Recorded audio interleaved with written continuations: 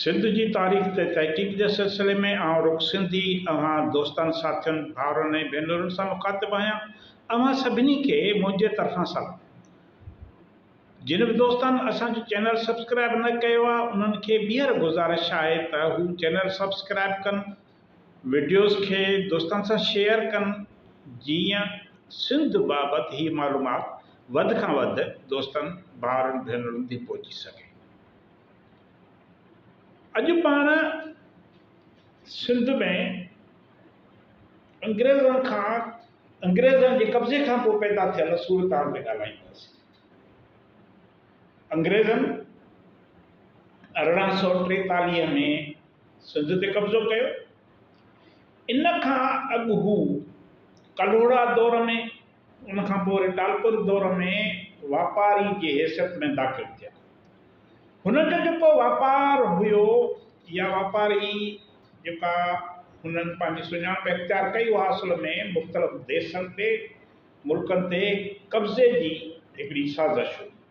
वापारी वेस में हू मुख़्तलिफ़ इलाइक़नि में घिरंदा विया, उन्हनि जी जासूसी करायनि, उते मक़ामी गद्दारनि खां मालूमात हासिल कयनि, पोइ उन्हनि जे मदद सां ॾेही हाकिमनि खे कमज़ोर करे उन्हनि जे इलाइक़नि ते मुल्कनि ते कब्ज़ो कयो।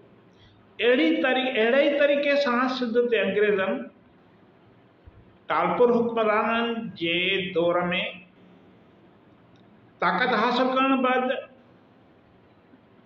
कब्ज़ो कयो। इन कब्ज़े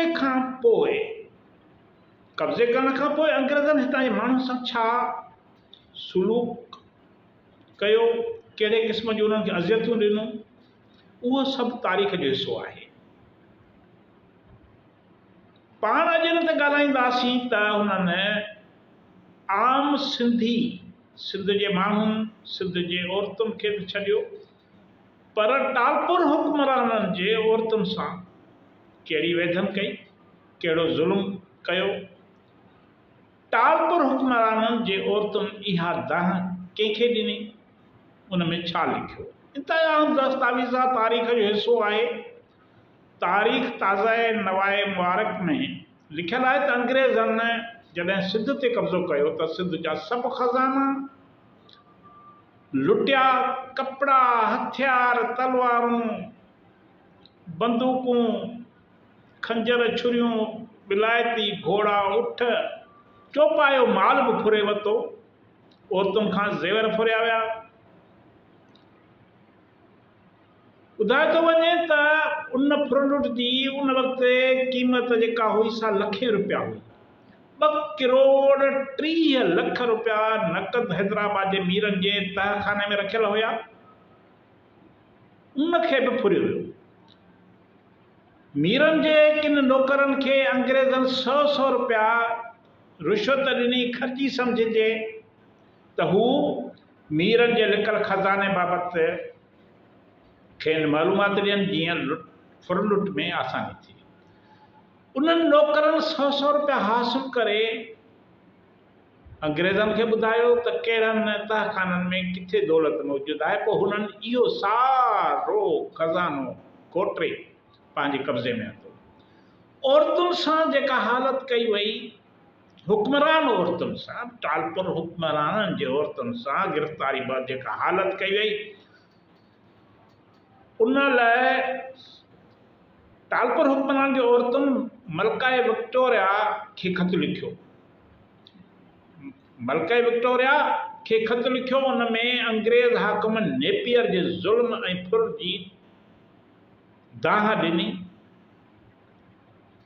हाणे इन ख़त खां 2 साल अॻु अंग्रेज़ सिंध ते क़ाबिज़ बणिजी चुका हुआ, पर फुरलुट जो सिलसिलो बंदि न थियो हो। औरतूं पंहिंजे ख़त में लिखनि थियूं त 2 सालनि जो अरसो गुज़रियो आहे। नेपियर हैदराबाद सिंध में फ़ौज ऐं तोपखानो हूंदो। असांजे घर मां नाणो,